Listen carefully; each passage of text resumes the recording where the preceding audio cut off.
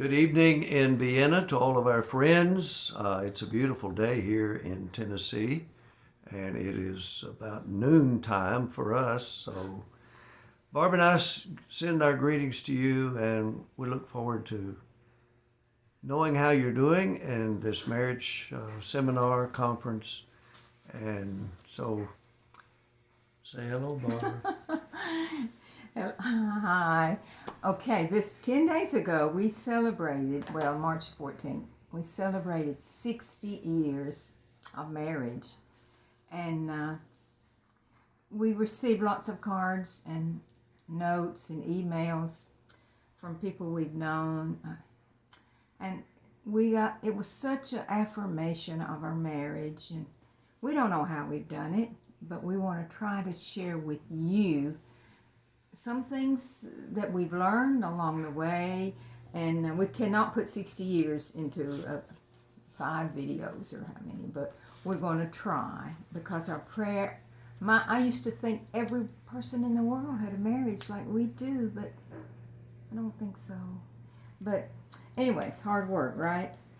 Yeah, marriage is not easy. I mean, I know when you first start out, you think everything's going to be wonderful from day one, and sometimes it is, and sometimes it's not. And the not times is when we have to work even more diligently to have a good relationship with each other. So you're studying, or some of you may have already read the first 3 chapters in this book, and that's love languages, and that's kind of our base from where we're going, but we will go a little deeper into other things. But first of all, I want to read Deuteronomy 4:5. It's one of my favorite verses. I just remember when I first saw that verse. If a man has recently married, he must not be sent to war or have any other duties put upon him. For 1 year, he is to be free to stay at home and bring happiness to the wife he has married. And some translations say to give pleasure to the wife he has married. Now, what do you think that verse means? Tom, tell us. Well, obviously it has to do with the Hebrew culture in Old Testament times. But the principle is still the same today. It's about building a good, solid base relationship. Because if you get started correctly and you have the right foundation, then your marriage can withstand just about anything that comes along. So it takes a year, takes a lifetime, really. It takes a long time, but it doesn't take long to establish a base relationship, which is built on mutual trust, love, honesty, integrity, all of those things. So one of the emails we received was from somebody in Vienna, and we had done a marriage conference for CIG Church there, and someone wrote and says, I still remember one thing you said was learn something new about it was to wives really that day. Learn something new about your husband every day. I have spent, and she said, I love that. You were married 41 years then. We've been married 43 years now, and I still try to do that. I still try to learn something about Tom every day. Well, maybe once a week now after all these years. But yeah, I do. She should know enough about me by now. But the idea is we have to study. And I think that verse means if you're supposed to just take 1 year, the first year, and learn to how to bring happiness, it's a lifetime of study, really. I read everything I could get my hands on when we first married about how to be married, because it does not come, well, it should come naturally, but it doesn't. So the first chapter in this book is what happens to love after. So after the marriage, or after you think you're falling in love. Well, we know that oftentimes about 5 years into marriage is usually a critical point, and then again about 15 years after children come along, and then after the children are gone, it's still another. You're always going to have those crisis points, and you need to be prepared for those and understand that these things can happen. So keep your communication open. Always be honest with each other, how you feel, what you're thinking. And when you do that, no walls can build up between you. I think that's really important. So we will go into detail about the 5 love languages later on the next videos. This video is to introduce the book, the first 3 chapters, and there are other books. We've read so many books. This is one I recommend too. I'm not sure you can know how to speak each other's language unless you learn their needs as well. So even in your marriages, now some of you are married to the same nationality, but can you imagine what happens? Or you can share, because you speak different languages, it's hard. It's hard sometimes to even communicate verbally. I mean, we both speak English, but sometimes we have problems hearing each other. Well, it's not just the language, it's the meanings that you attach to words. Of course, when we arrived in Vienna, we had been in language school in Munich for about 8 months, which is not near enough time to learn a language. We just picked up some basic skills. And obviously we had to learn more German as we lived there in Vienna. And we never became proficient in German, but we could understand and we could communicate. However, our language, English, is how we communicated at home. And if you don't speak the same love language, it would be like me being married to someone who didn't speak English. We'd have a hard time communicating. So if I know Barb's love language, then I speak her language. She knows my language, she speaks mine. And that way, we can communicate. Communication is vital. You have to communicate. So whether you speak Filipino or however you speak to each other, you still have to learn another language. And that's part of studying each other and knowing what makes you tick, what makes you feel. So the first chapter was, learning to speak a love language, or learning to speak the same language to each other. So the second chapter is keeping the love tank full. So he identifies what a love tank is. Well, obviously, I think all of you know what a tank is, something that holds or contains a liquid or a solid. It would be comparable to the tank on a car, automobile, that is filled with gasoline. That's how the car operates. If the tank is empty, it won't go anywhere. And the same thing is true in our love tank. If it's full, we operate really, really well. If it's not, we're in trouble. And an empty love tank is a serious problem for a marriage. So the idea in a marriage is and you cannot do it perfectly. You cannot do it. There are just times when you're on empty. But the idea is to be able to speak each other's language and know that you're feeling, that I'm feeling his love tank, he's feeling mine. And so when the love tank is full, you can just about handle anything. But you can't keep the tank full if you're not speaking the language that people can hear, or your spouse can hear. And on page 22 of the book, in the love language book, the last paragraph says, we all cry out to be loved. God made us for love. He loved us, and He designed that we love and be loved. And at the heart of mankind's existence is to be intimate and to be loved by another. And marriage is designed to meet that need. And so, when the Lord tells us to become one flesh, what does that mean? Well, then the Bible, it says the two shall come together, leave father and mother, come together, and they shall become one flesh. Well, that really means they are to become a couple together. Obviously, through the sexual union, Barb and I have children, and our first daughter, Cherie, when she was born, she was one flesh of us.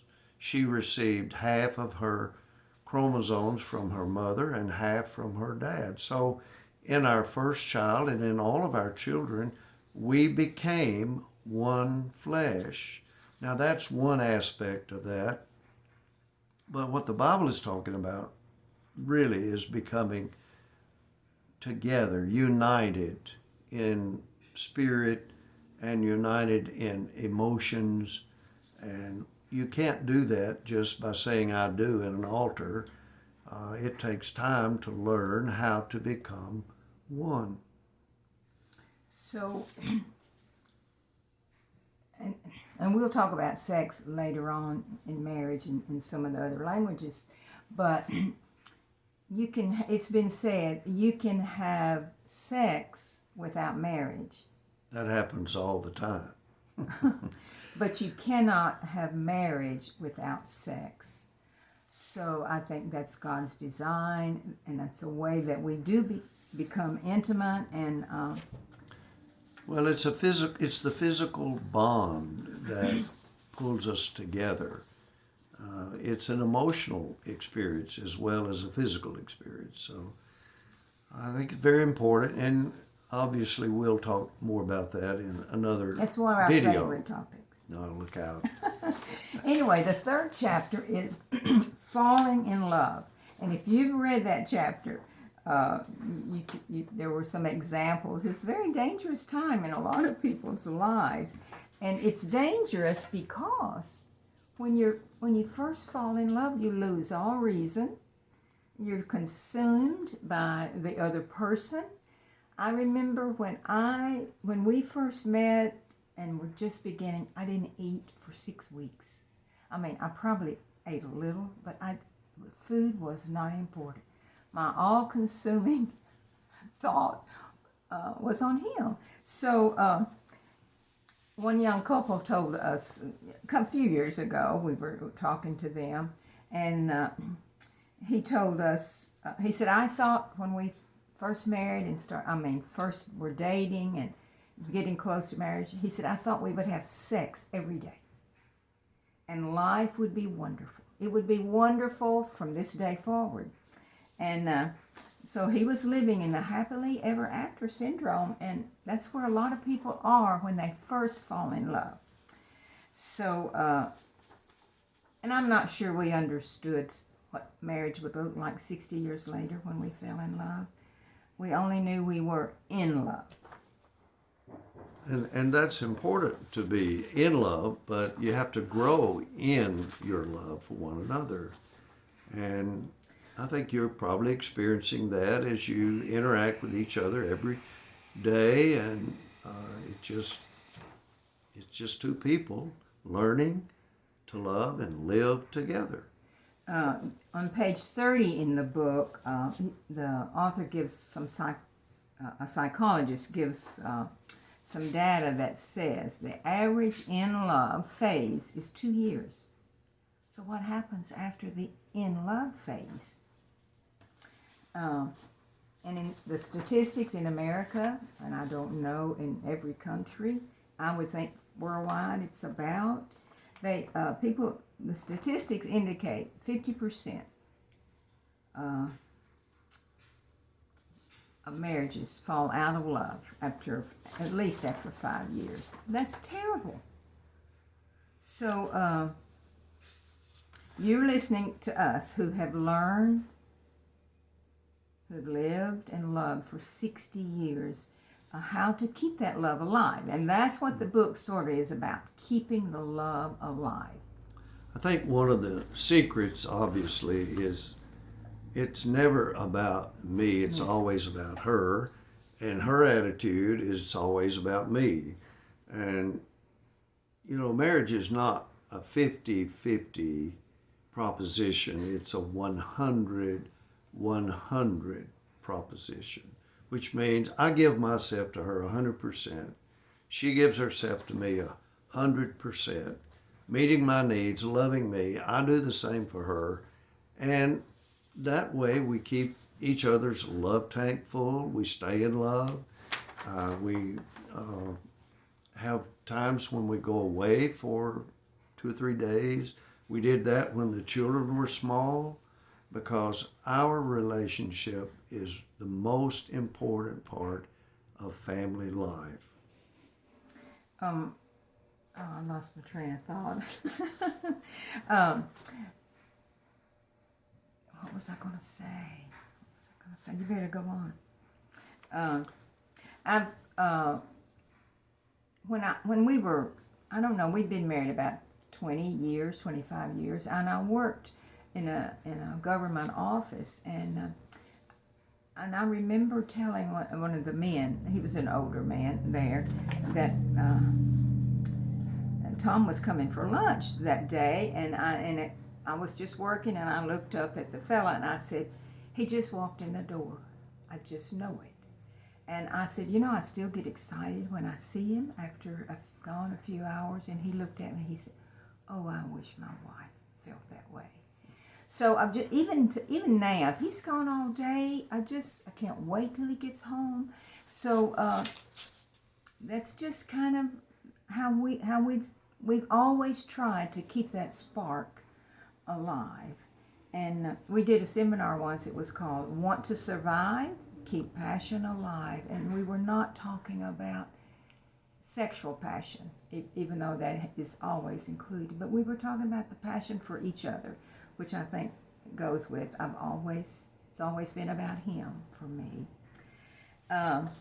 So it's kind of an introduction to the first 3 chapters. And it's kind of a simple introduction about love, studying each other, and I have never gotten over the wonder that he chose me. Out of all of those girls on that campus, he could have chosen somebody else, but he chose me. And it's kind of like the verse in Ephesians 1:4.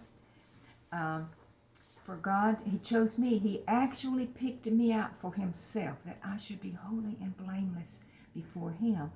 Well, not only did God pick me out for himself, Tom Suter picked me out, and I've never gotten over either of those wonders.